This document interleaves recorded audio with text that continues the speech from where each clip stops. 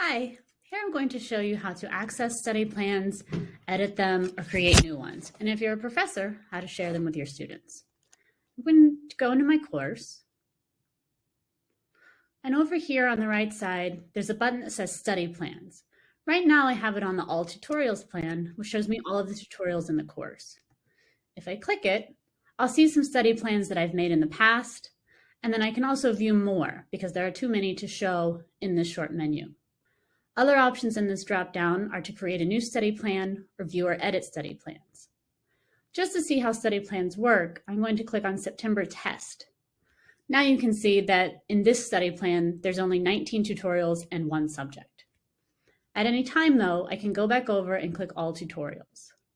If I had favorites saved in this account, I could click favorites and those would be their own study plan, but I do not in this account.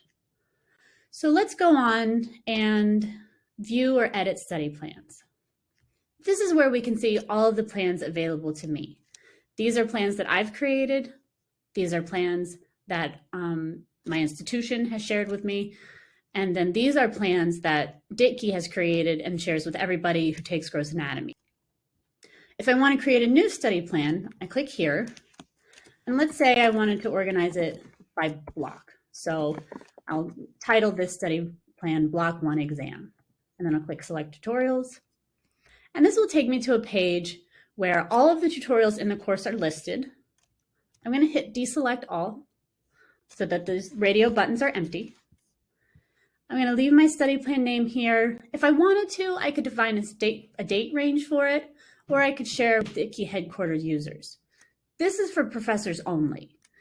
Professors then can take this link and put it into their LMS, or if they have group pins, there will be a menu here with a drop down that will show different group pins and they'll select their course that way.